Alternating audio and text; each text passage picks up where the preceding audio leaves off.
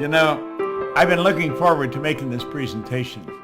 I'm going to share some information with you that it could change the direction of your life like night and day. And when I say that, I want you to really stop and take a look at your life. Take an honest look at your life. I was thinking just before I start to make this, we have actually been conditioned to kid with ourselves, to lie to ourselves, to not really take an honest look at the results we're getting. I want you to take a real honest look at your results. And when you look at them, ask yourself, am I living the way I really want to live? You see, most people aren't. One of the first questions I ask a person that comes to work with me, I want to know what's the most they've ever earned in a year. Now, I really don't care what the answer is, but I want to know what the answer is. Because you see, if a person says the most they've ever earned in a year is $50,000, I know where their mind is programmed. If they tell me the most they've ever earned is $250,000, I know where they're programmed. And then I want to find out what they want. And I know then what has to shift, because their mind is programmed, and if they're really going to live the way they want to live, they've got to change the program. And if they don't change the program, then nothing really happens. Now, what I'm going to share with you, I've been studying for a long time. I'm going to put some PowerPoint slides right up here. And on those PowerPoints, I'm going to tell you a story. And it's a story about me, and it's a story about you, and it's a story about what we're capable of doing, what we're really capable of doing. You see, I started to study this information 54 years ago. In fact, last October, I started my 55th year of studying this. Now, that's longer than probably many of you are living, maybe longer than your parents have been living. But I've studied it every day. I've become absolutely fascinated with this information. And as I go through this, I think you're going to be fascinated with it. Now, I didn't always have this information. Today, I have a company that operates all over the world. I earn millions of dollars. I have some wonderful friends. And I live an interesting life. When I wake up in the morning, I know that I'm going to be doing what I love all day long, and I'm going to be extremely well paid for it. But you know, it wasn't always like that. I have to go back to 1961. And in 1961, a man gave me this book. And that's when everything in my life started to change. The book is Think and Grow Rich. And there was a huge shift in the direction of my life. Now, I'm not going to be on here long, maybe, I don't know, an hour. But in that hour, I'm going to suggest that you could change everything in your life. You see, today can be the turning point in your life by making a simple decision. But if you don't make decisions, you're going to stay right where you are. We have to make decisions.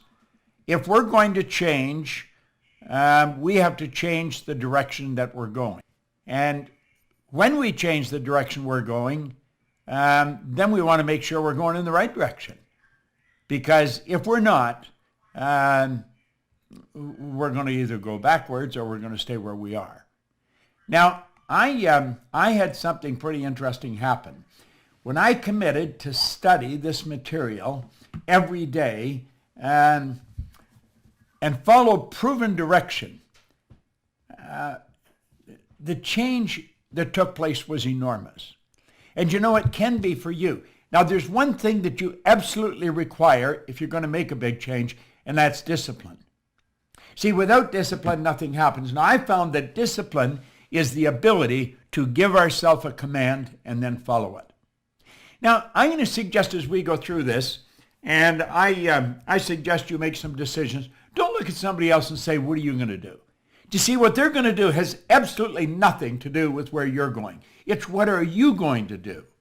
That's what really makes the difference. Now, I've worked with tens of thousands of people all over the world, and I've watched some absolutely phenomenal changes take place. I've watched kids go from a C&D average to an honors mark almost overnight. I would have difficulty counting all the people that have gone from ordinary incomes to multi-million dollars. You see, earning money is not difficult. It's just that hardly anyone knows how to do it. And for good reason. We can go right to our school system and no one ever teaches us how to earn money. And for good reason, they don't know how to earn money. Now, is earning money all this is about? Absolutely not. This is about living the way you want to live. Now, I've been traveling all over the world. I started to study this, and great change took place, and then I wanted to know why I changed. And so I started to study it from a different perspective. I want to know what happened to me, which I'll talk again about in a moment. And so I began to study, and then when I figured it out, got the dots to connect, all I wanted to do was share it with other people. And everywhere I've gone around the world, I have found that people are essentially the same. Now, I've worked in China, I've worked in South America, I've worked in Australia, New Zealand, all over Asia, across all over North America, and certainly all over Europe. And people are essentially the same. Doesn't matter where you go. I don't care if you're in Shanghai, in Kosovo, or New York City. I have found that there's three things. Frequently after a seminar, I'll sit around and I'll chat with some of the people, maybe that were late leaving the room, and I'll call them aside and I'll say, what do you really want? And I've found that not everybody wants to be really wealthy. But what they do want, they want to eliminate any financial concerns. In other words, if they want to get a new car, they want to be able to get it. If they want to take a trip, they want to be able to take the trip. Or if they see a sweater or a dress or a suit they'd like, they want to be able to buy it. They don't want to be wondering, am I going to have enough to pay the mortgage? They want to eliminate financial concerns. The second thing they want is they want to wake up in the morning and be excited about how they're going to spend their day. See, a lot of people are tied up in traffic, going to a job they don't like, working for somebody that is possibly even incompetent. You got to spend your days doing what you absolutely love to do. And the third thing, they wanted to mix with people who were really upbeat, who are enthusiastic, people that are becoming very creatively productive. Now, that is a pretty good way to live. You don't have any financial concerns. You spend your days doing what you love with people who are upbeat and creatively productive. That's a good way to live. That's the way I live today, but it wasn't always like that. No, it sure wasn't. I had a man sit down with me, and he did essentially what I'm going to do with you right now. He said, Bob, I want you to take a look at the results you're getting in your life. Really take a look at the results. And then he got me to think. He said, how do results happen, Bob? How do they actually happen? And I didn't know. He says, do results just happen? Well, of course, results don't just happen. And this is where the man approached me back in 1961. He said, I want to magnify the results that you're getting in your life. Really take a close look at it. Because he said people are just falling short in a couple of areas. And he pointed out that we're only limited by weakness of attention and poverty of imagination. In other words, we got to stay focused and we've got to use our imagination to build the kind of world we really want. Now, I think that's what you want to do. That's what I want to do. I don't think you were looking for something to do when you sat down to watch this. You see, I believe that you do want to improve the quality of your life. And a man named Ray Stanford sat down with me a long time ago in 1961. And he put an R on a sheet of paper. And then he put an H. He said, Bob, that's happiness. He said, that represents health. And that represents wealth. Now, he said, I want you to look at those three areas of your life. Are you getting what you want to get? Are you doing what you want to do? He said, I'm going to tell you something about results. Results always tell the truth. By their fruits you'll know them. Results always tell the truth. You can kid yourself all over the place if you want, but look at the results. I have people, they'll tell me how much they know about this or about that. Take a look at the results. The results tell the truth. If you're playing golf, the scorecard tells the truth. You see? Now think. Your bank account tells the truth. Your sales tell the truth. Your position in life, the health of your body. And he looked at all these areas and he said, do you think I'm a healthy guy? And I said, yeah, you seem pretty healthy to me. He said, have you ever seen me sick? I said, no. He said, have you ever seen me broke? No. You think I'm a happy guy? And I said, yeah. He was a healthy guy. Happy. Always had a roll of money on him. Well, he said, you know something? You're one of the most miserable people I've ever met. And I was. And he said, you're always sick. And he said, you're always broke. Now, he was being kind. I was earning $4,000 a year at the time. But look at this. I owed $6,000. That is not a good position to be in. You see, if I had taken every cent I earned for 18 months and paid debts, I would have just broken even. It was an impossible situation. He said, Bob, why don't you change your results? Do you know something? I honestly don't believe that ever entered my mind. I really don't. You say, well, it must have. No, I don't think it did. I think I got up in the morning and I just went to work. I did whatever I was doing and hoping things would get better, but never sitting down and talking to someone that really knew how to make it happen.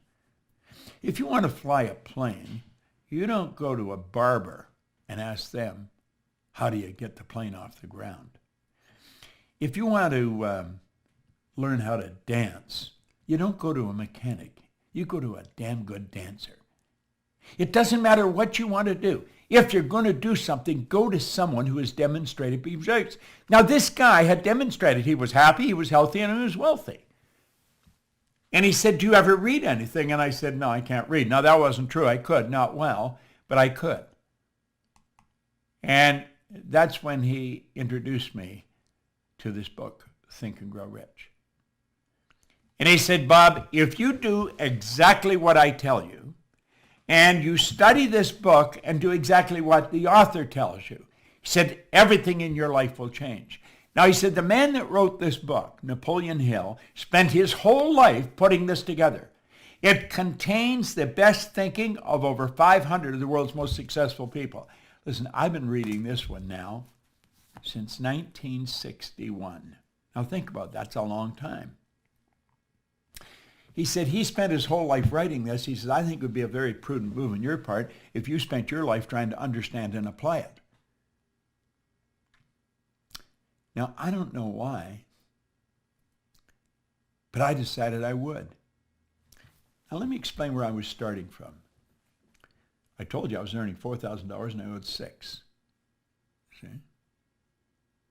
I had 2 months high school. 2 months high school. That was my formal education. I had never had a half-decent job.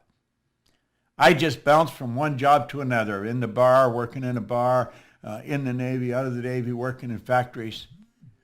I'd never had a half-decent job. Now, I had every reason why I couldn't win. He said, Bob, there are reasons why you can't. You've got to quit thinking of those. You've got to start thinking of how you can. He said, do exactly what I tell you. And so, you know something? I decided I would. 1 year later, I was earning $175,000. My life changed like night and day. You say, well, what were you doing? I was cleaning offices. And then I took it over $1 million. I started cleaning one office. I would do anything honest to earn money. I was earning about $100 a week, and I got an office to clean where I would wash the floor twice a month, and I got $30. Then I got another office, $65 a month. Kirby's Construction. Now I'm up to an extra $100 a month. Do you know in less than 5 years, I was cleaning offices in Toronto, Montreal, Boston, Cleveland, Atlanta, and London, England. Went right through the roof. Now, if you had asked me what I was doing, I couldn't tell you. I would say I'm cleaning offices. I'm reading Think and Grow Rich. But you know, a lot of people were cleaning offices. They weren't doing what I was doing. A lot of people had read Think and Grow Rich. They weren't doing what I was doing. Now, I was trying to figure out how the heck did this happen? See, I had been raised to believe if you're going to earn a lot of money, you've got to be really smart. Well, I knew I wasn't that smart, but I was earning a lot of money. I was raised to believe if you're going to have a good job, you have to have a good formal education. I didn't have a good formal education. I didn't have a good job. I owned the whole company. And so I started to study. You see? I thought, I'm believing in lies. You don't have to be smart to earn a lot of money. There's people that are functionally illiterate. They can neither read nor write, and they're earning millions of dollars. There's people heading up large corporations that've never been inside a school. Now I'm not anti-school. I've made sure all my kids went through school. I just changed the question. I didn't ask them if they were going to go. I asked them where they were going to go. I'm mentioning this because I believe anyone can do anything if they can sit down and write it out on a piece of paper and then work at changing what's going on inside. See, in 1990, Joel Barker wrote a book. It's called Paradigms. He said to be able to shape your future, you have to be willing and able to change your paradigm. Now, I had no idea what a paradigm was. And you might ask yourself, do you really know what a paradigm is? Do you understand how the mind works? Because the paradigm has something to do with the mind. I knew nothing about it. But the man that encouraged me to study this put me on a track where I just kept going from one great mentor to another. I was living in Chicago at the time, and I heard about a man in Vancouver. I was trying to figure out why I changed. I had left my own business. I went to work with Earl Nightingale and Lloyd Conant in Chicago. Ended up being their vice president of sales. I would have gone there. I would have paid them to let me work there. I wanted to work with Earl Nightingale and Lloyd Conant because I wanted to study. I wanted to know, why did I change? I knew I wasn't lucky. And I heard about a man in Vancouver. Somebody said, Bob, you should go and listen to him. So I got on a plane and I flew out to Vancouver. At the end of the seminar, when the guy got on the stage, I knew that he knew what he was talking about. There was just such certainty in his talk. And so at the end of the seminar, I said, I would like to sit down with you for a couple hours. Well, he said, I'd like to probably sit down with you for a couple hours, but he looked at his watch. He said, I got to get out of here. And I said, I got to go now too. He said, where are you going? I said, I'm going back to Chicago. He said, what are you doing out here? I said, I come out to hear you speak. Now, I think he was impressed that I had traveled so far to listen to him. So I said, look, I'm not going to be in Chicago anytime in the near future, but I'm going to be in Toronto. And I said, I'm from Toronto. I'll fly over. I'll meet you over there. And so the two of us sat down in the Skyline Hotel. And we were there. We were supposed to be 3 hours. We were there for about 3 days. And he and I were as thick as thieves right up until he died. Now, he introduced me to this idea that I'm going to introduce you to. And what I'm going to show you is, without question, the most powerful idea I have ever learned. And if you don't understand this, the odds of you making great changes are very, very slim. I want you to look at the mind and then look at paradigms. But let's personalize it. Let's look at your mind and your paradigm. Now, let that drawing represent your mind.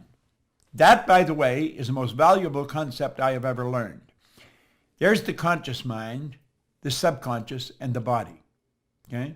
Now, the conscious mind is the thinking mind. Do you know that the average person does not think? Do you know that thinking is a subject that's not taught in school? You'll say everybody thinks. Hardly anyone thinks. I remember Earl Nightingale used to say, if the average person said what they were thinking, they would be speechless. Do you know what we do? We confuse mental activity with thinking. That's not thinking. Listen to what most people are saying. They'd never say what they're saying if they were thinking. Watch their behavior. They'd never do what they were doing if they were thinking. Back in 1981, I picked up a paper from Dr. Lawrence Rampell. Listen to what he said. Thinking is a skill which can be learned just as we learn skills such as typing and playing the piano. Few public schools offer courses devoted expressly to teaching thinking. Rather, we are expected to learn and teach thinking as a byproduct of learning mathematics, reading, history, science, a trade, and so forth. And we do learn a lot about thinking in that way. The trouble is we learn our thinking skills in bits and pieces, and we never put it together as an overall picture. If asked to describe what all is required in order to think effectively, most of us would be at a loss to give a complete account.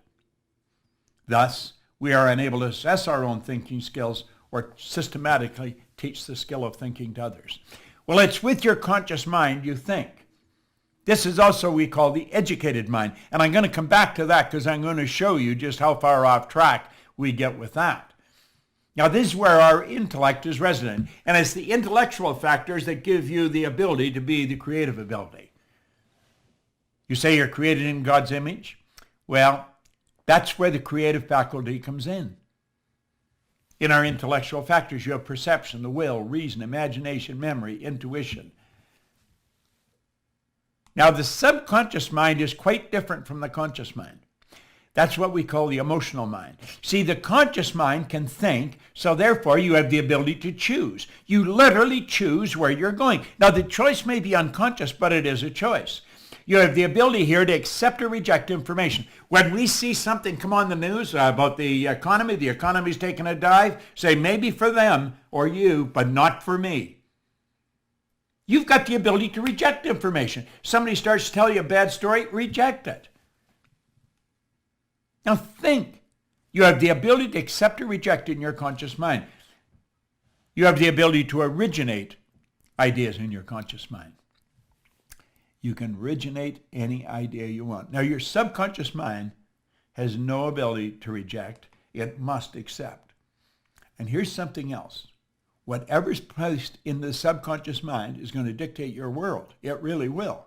And your imagination or your subconscious mind cannot differentiate between what you imagine and what's real. So if you imagine something happening and you get emotionally involved, it's actually starting to happen. You may say, well, that's ridiculous. Well, the Wright brothers didn't think so. Ed Hillary didn't think so. Steve Jobs didn't think so. Think about it. Thomas Edison didn't think so. Alexander Graham Bell. See, we listen to them and think, well, they're different. No, they're not different. They're exactly the same as you and me. Now look here for a moment. I've given you the basics about the mind. Now let's look at this. Today, you're being inundated with information in your conscious mind from radio, from other people, from TVs, from newspapers. And you have the ability, because you have a reasoning factor, you have the ability to think. And you can say, I don't want that information. I'm not accepting that. And you can cause it to go away. But you know something? We don't do that. Not only don't we not do that, we don't even think about it. We don't even think. Why? We leave our mind wide open. And it goes right in. What do we say about the subconscious? It has no ability to reject. It must accept. Why do we do that? Because we're programmed to do it. That's why we do it. That's our paradigm. How did that happen? How did it happen that we go around leaving our subconscious mind wide open? Because it's what's going on in the subconscious that dictates what you do. Well, let's look at it for a minute. Let's close the window here and open it over here.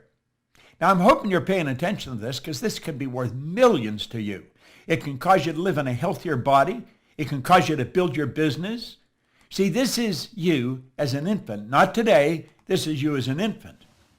And what's going on? Whatever's happening around you goes right into your subconscious mind. And it just keeps going in over and over and over. See, you're programmed genetically. That's why you look like your relatives. There's a little particle of energy from mom and a little particle of energy from dad came together. And that was the nucleus of you. And 280 days later, you made your debut on the planet. But you have all that DNA, moms and dads, going back for generations. You're genetically programmed. Many of your beliefs have just been passed from one generation to the next. And many of them are absolutely ridiculous. Well, you see, your self-image is formed when you're in your little life, when you don't even have the ability to think. Now, self-image is just one idea. A multitude of ideas are a paradigm. Look at the people we're surrounded by. You know, Robert Heinlein said, in absence of clearly defined goals, we become strangely loyal to performing daily trivia until ultimately we become enslaved by it. Now think about that. In absence of clearly defined goals, we become strangely loyal to performing daily trivia until ultimately we become enslaved by it. Now think of the number of people that you know that are enslaved to daily trivia. They talk about nothing. They never accomplish anything. They get the same results. If they're short money now, they were short a year ago. They were short a year before that. They're forever getting a car on payment. The idea of going writing a check is just out of their mind. Why? Well, you see, that's probably what the people were doing that we surrounded by as we were little kids. And the ideas that just keep going in over and over and over again form the paradigm. A paradigm is nothing but a multitude of ideas that are fixed in the subconscious mind. And so here we are, as hard as it is to believe, 20, 30, 50, 60 years later, living exactly the same as we were programmed when we were little kids. Do you know that most people on welfare are fourth, fifth generation welfare recipients? It's rather strange. Now, what do? Well, we leave this situation and we go to school. What does school do? Well, let's look at it. School gave us valuable knowledge. However, school never taught us anything about paradigms. Therefore, we frequently do not do what we already know how to do. Now think, superior knowledge. Think about it. Inferior results. What does that do? That causes confusion and frustration. Now think about this for a moment. We've got great knowledge, but we know nothing about the paradigm. So watch here. Here's the drawing. There's the model. There's all the knowledge we got in school. We've got it packed in there. But you know something? It doesn't equate to the results we're getting. You're going to find absolutely brilliant people getting very bad results. You're going to find people that are brilliant. They know exactly what to do, but they don't do it. Why? It's the paradigm that controls the behavior. Now listen, I've studied this for over half a century. I had no formal education. I had no business experience. I earned millions of dollars. I'm 81 years old. I've got more energy than most people that are 21. I have a sister-in-law that says he's 81, he looks about 60, and he's actually like he's about 30. Well, she got that down pretty good because that's just about the way it is. Why? It's because I understand how to use the mind. Now look it. If you want to change your results, if you really want to change the results, there's something that you've got to do. You've got to know how to change the paradigm. And if you don't change the paradigm, I don't care what, nothing's going to happen. You'll find people going back to school because they think if I got some more knowledge. No, you're not short on knowledge. We're short on behavioral patterns. And that's really what we have to do.